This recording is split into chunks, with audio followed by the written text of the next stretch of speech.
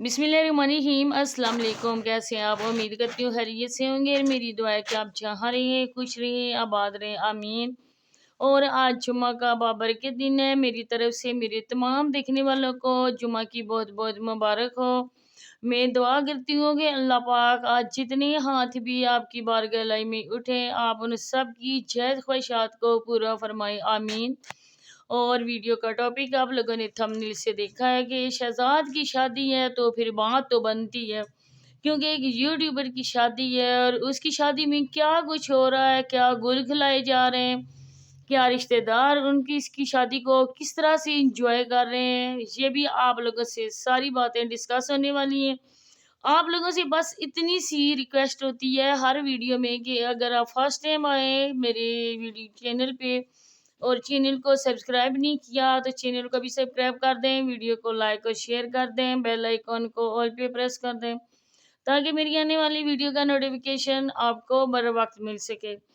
तो आपके देखे ही आप लोगों ने होंगी उनकी हर वीडियोस जो आजकल आ रही हैं शादी के मतलब, एक वीडियो अपलोड होती है, इसके बाद दूसरे चैनल से वही वीडियो मुख्तलिफ एडिटिंग से अपलोड हो रही है, क्योंकि आजकल लुधियाना के लोगों को कंटेंट मिल गया है और इसको उन्होंने खूब ही जी भर के कैश करवाना है।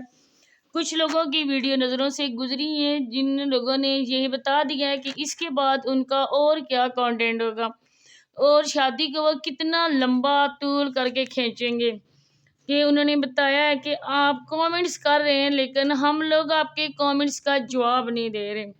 तो कितनी देर लगती है जवाब देने में, रिप्लाई करने में क्या देर लगती है।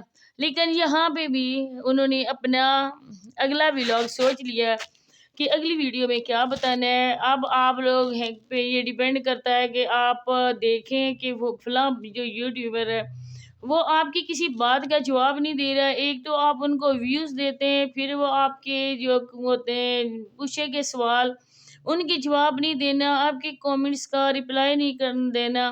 तो ये तो बिल्कुल ख़राब बात है, क्योंकि जो हमारी वीडियो में आता है वो हमारे लिए बहुत ही काबिल एहतराम होता है। हम तो लाजमी आप सबके कमेंट्स का रिप्लाई करते हैं, लेकिन ये बड़े यूट्यूबर्स हैं, इनके नखरे भी बड़े होते हैं। इस वजह से आजकल किसी बहन भाई को भी उन्होंने खातर में नहीं रखा। तो बात यहाँ पे कर रही थी तस्लीम आंटी की, तो आप लोगों के सामने सोनिया की शादी हुई थी।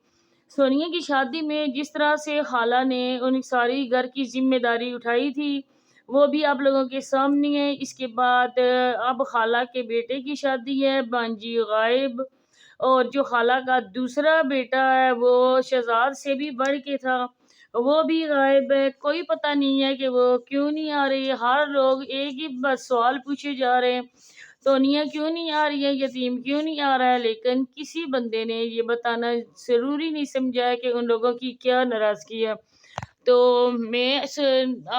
यही मैंने सोचा था कि आज मैं अपने बहन भाइयों को ये बात बता दूं कि आप लोगों को पता है कि शहजाद की पहले जो इंगेजमेंट वो अपने मामू की बेटी से हुई थी, जो उधर शहर में कहीं रहते थे, जिसकी सोनिया एक भाई की बहू है और दूसरे भाई की बेटी से शहजाद की बात तय थी।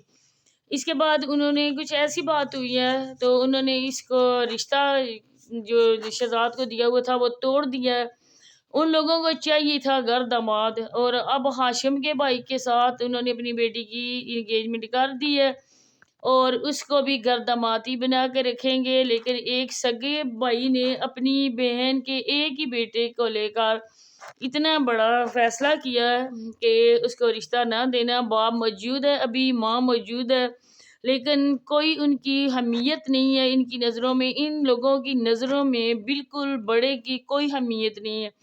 आप लोगों के सामने जिस तरह से ये बड़े को मुखातिब करते हैं, ये तुम कहकर मुखातिब करते हैं, तो उनकी वैल्यू इनकी नज़र में क्या होगी।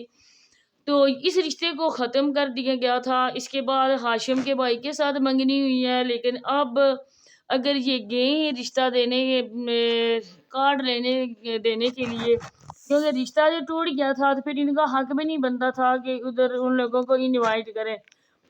तो इसके बाद शायद ये लोग भी, जो सोनिया का बाप है वो अपने भाई को छोड़ के नहीं जा सकता। एक बहन को छोड़ दिया गया है तो एक भाई को रखा गया है, ये भी कोई मतलब ही होगा। کیونکہ یہ مطلب کے بغیر کوئی بات نہیں کرتے. تو شاید اسی وجہ سے کیونکہ سونیا بالکل سیم اپنی امی پہ گئی ہے.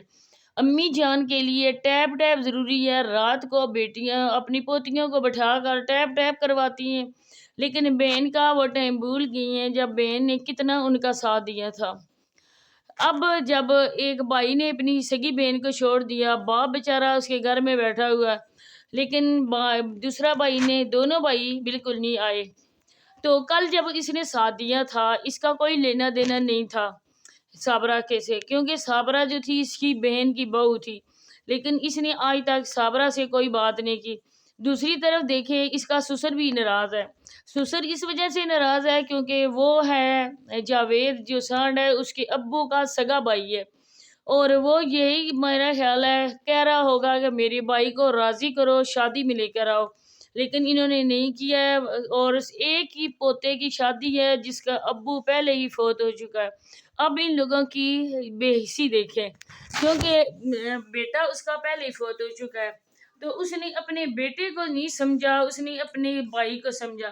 ایک مردہ بیٹے کی اس کی نظر میں کوئی اہمیت نہیں ہے، لیکن ایک جیتے جاگتے بھائی کی اس کی نظر میں زیادہ ہے.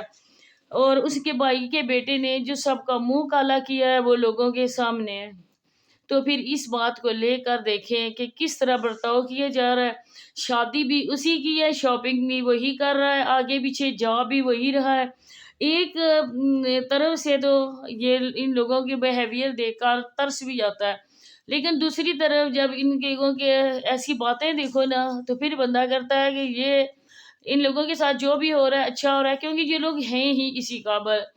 جو یتیم بڑے اعلان کرتا تھا کہ میں نے چھوڑنا نہیں ہے، میں اپنی پھوپھیوں کو ہرگز نہیں چھوڑ سکتا، خاص کر کے میں تسلیم آنٹی کا دوسرا بیٹا ہوں، اور آج دوسرے بیٹے کو پتہ نہیں جن کو کہاں اٹھا کے لے گئے یا اس کو نظر بند کر دیا گیا ہے. لیکن آج کل اس کی شکل سونیا کی نہیں تو ویڈیو ہی نہیں اپلوڈ ہو رہی، لیکن کبھی شارٹ ویڈیو میں یا ٹک ٹاک بھی میں اس کی دیکھتی تو نہیں ہوں، لیکن آج تک صورت نظر نہیں آئی ٹک ٹاک میں. یہی لگتا ہے کہ کوپاف میں اس کو جن اٹھا کر دے گئے اور آج کل وہ ان کی نظر بندی میں ہے. تو لوگ جو آگے لائیو میں بھی پوچھتے ہیں کہ سونیا تمہارے کزن کی شادی ہے، تم کزن کی شادی میں نہیں جا رہی، لیکن تونیا میڈم اس بات کا جواب نہیں دیتی.